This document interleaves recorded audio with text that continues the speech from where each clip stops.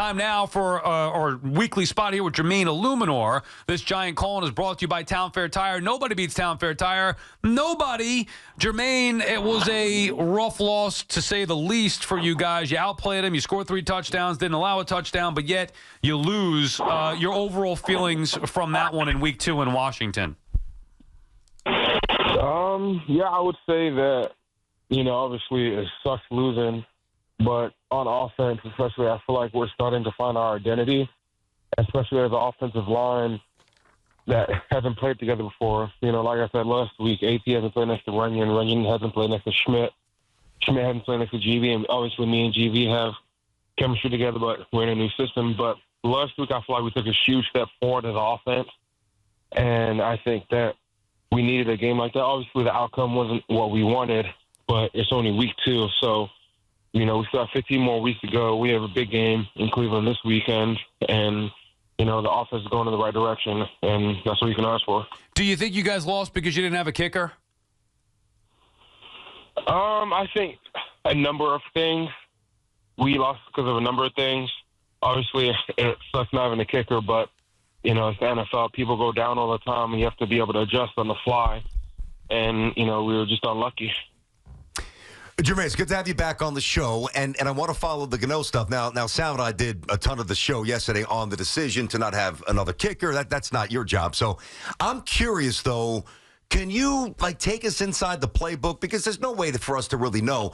With the absence of a kicker, how limited were you guys in terms of what you could actually call and try to do? Yeah, well, obviously, when you get into the red zone, your playbook is limited because you have 20 yards, basically, to, get a touchdown. And so there's only a certain amount of plays you can call. And then when you're going for a 2-point conversion, that space becomes even smaller. And so teams tend to only rush 4 and drop 7. And in that case, you only have a limited amount of receivers running routes, and a lot of the times they're getting double covered, and you have to try and create space in a limited amount of space. And, we can work on that this week just in case, that ever comes up again, and execute better in those situations. Gotcha. So we're talking to our buddy Jermaine Eluemunor. He's going to be with us all year, every Tuesday, BT and Sal on the Fan. Now, listen, maybe when you were 7, 8 years old, whatever, and then a little bit later in Belleville, but probably not, participation trophies, that's become a thing in today's society. I can't stand it, and I'm being facetious. I know you can't either, but the difference between the morale in the locker room, the Commanders game where you guys just played, the first game against Minnesota where you guys just played real poor, and the Commanders game where, as you just said and we've all said, there were really good things that came out of it. Was it a different feel in the locker room, or is it just, hey, we lost? No, it definitely was a different feel. You tell that guys aren't accepting this. I wasn't here in prior years, so I don't know how the locker room was. But to me, I've been in some locker rooms where after a loss, everyone's head is down. You're just like, well, damn, we don't know what we can do now. We've lost 2 in a row. What are we going to do? Everyone's head spinning. Some people are even thinking about the offseason. And this locker room, everyone's pissed off. Everyone just because we work so damn hard, you don't want to go out there and lose. But after the game, it's kind of everyone's even more hungry now. Everyone really wants to get this thing. It's not even getting it turned around because it's only Week 2. Everyone wants to get this thing going, and I think we're seeing that in practice this week, just how hungry everyone is. And sometimes teams need something like this to happen to really kick them in the butt and put them in the right direction and really show them what things they need to work on during the week in order to become that team that we know we can be. And on offense, like I said, we needed a game like this to show us what we're capable of. Not only that, but also show us what type of team we're going to be and what type of offense we're going to be. Obviously, everyone's talking about DJ, but DJ went out there and, in my opinion, played lights out, did his thing, was comfortable back there, and showed progress. And, I love playing for a guy like DJ because he's not afraid to take a hit. And obviously, I don't want my guy taking hits like that. But seeing him put everything on the line, running for those first downs, running around the pocket, and obviously in prior years, I've been able to play with a mobile quarterback like him, who just goes out there and puts everything on the line, and he's been through more than anyone on the team. So, I like I said last week, I love playing with him. I'm excited to go for 15 guaranteed weeks and hopefully more than that. And I think that this will only help us become an even better team. Jermaine, was there a feeling inside the locker room that the coach let you down by making that decision with Gano before the game?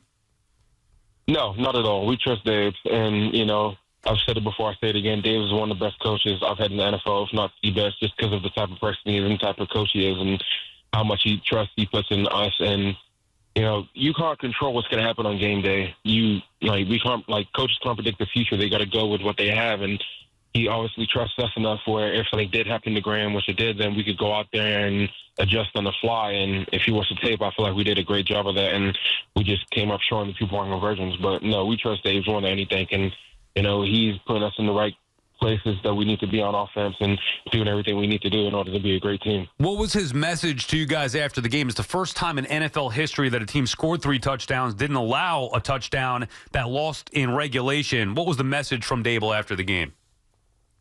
Yeah, basically the same thing we know. We're a good team that's 0-2 right now, and we can be a great team if we just put some of the little things together. And I'm sure every other 0-2 team is saying that right now. Shoot, even some 1-1 teams are saying that. Even some 2-0 teams are saying that. It's 2 weeks. I'm sure people are predicting the Super Bowls right now and, who's going to make the playoffs. But you can't really do that after 2 weeks. Give it 10, 11 weeks, and, you can go ahead and do that. But we know how good we know how good we are. And, we're excited to play against a great defense in Cleveland and a great team in Cleveland. So, we're starting to put it together, and it's not too late for sure. And like I said, we're going to get this thing going. Yeah, and listen, Jermaine, you mentioned there's a bunch of 0-2 teams out there, although there's more in the AFC. So, long down the road, bigger picture, macro view, you guys want to make sure you secure a win here. 0-2 is not a death sentence. 0-3, you start to walk that plank a little bit here. I mean, are we already at must-win, week 3? I feel like every single game in the NFL season is a must-win. I don't think anyone thinks that there's room for error in the NFL.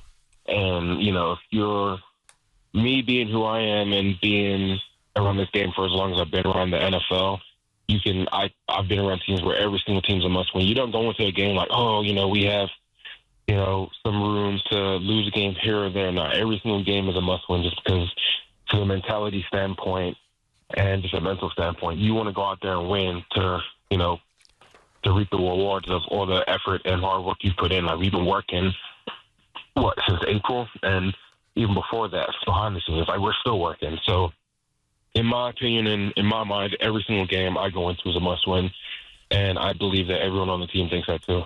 Yeah, listen, by the way, I get that. I respect that. But let me just present it a little differently here. And you guys know this. If you or anybody else on that team fixates too much on the result, you're going to trip up during the process. For you, that's our job. We could if the Giants are 0-3, this might happen. If they're 1-2, that's what we do here in sports radio.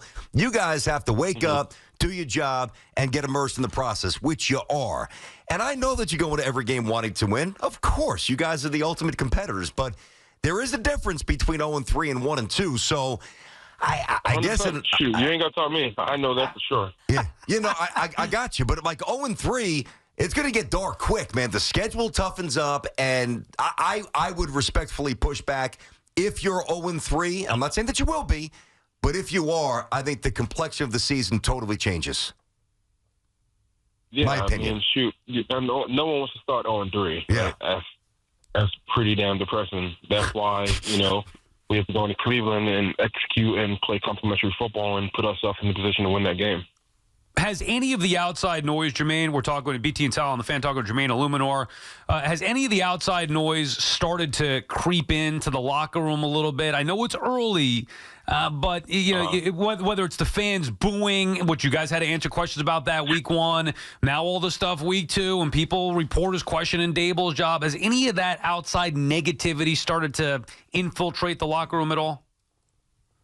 I would say no, and I've been in locker rooms where the media starts to impact the locker room. The New York media market, obviously it's my first time being in this, but I've seen just how big it is and how impactful it can be. And so I think that this locker room does a really good job of handling that. Like I said, DJ being in the limelight in New York, obviously everyone knows who Daniel Jones is.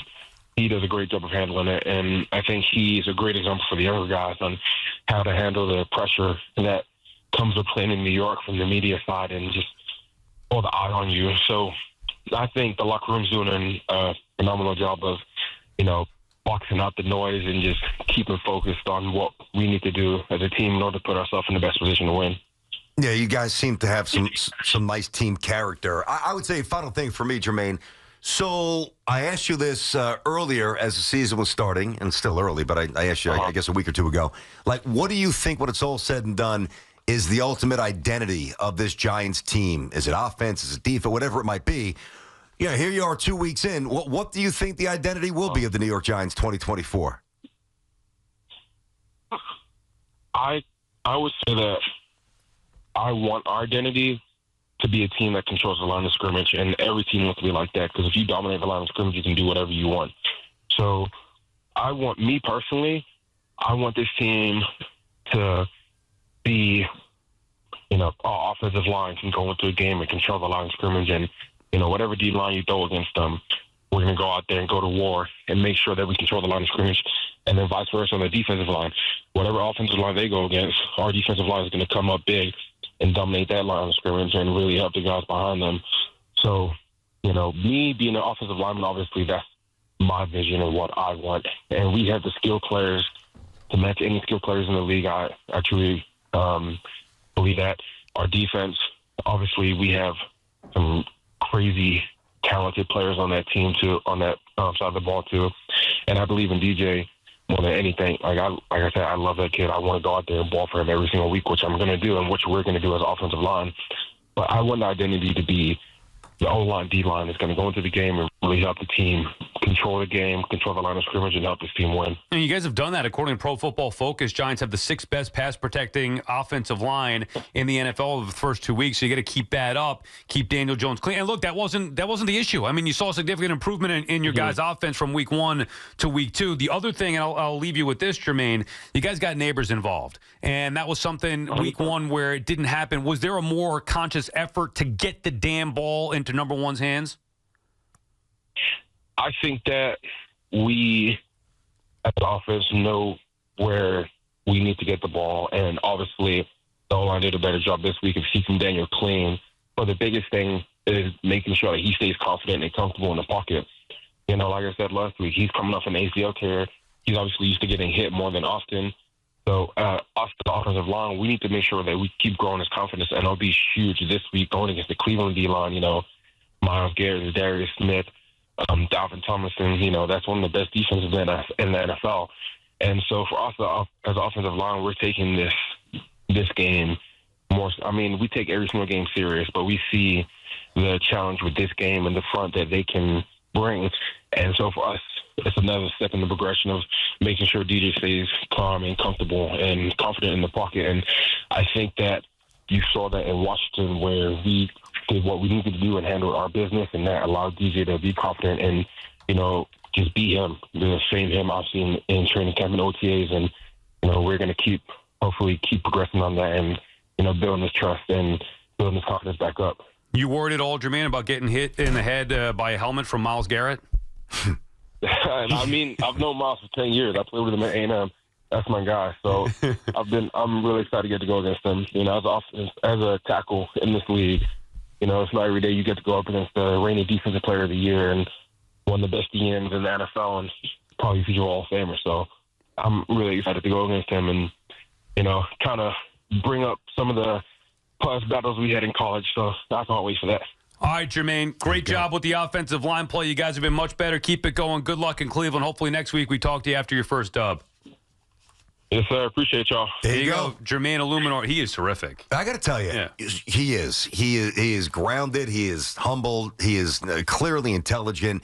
And the thing that jumps out, it's only a couple of interviews here, but the thing that jumps out to me from him, and we've had a lot of offensive linemen over the years on the show.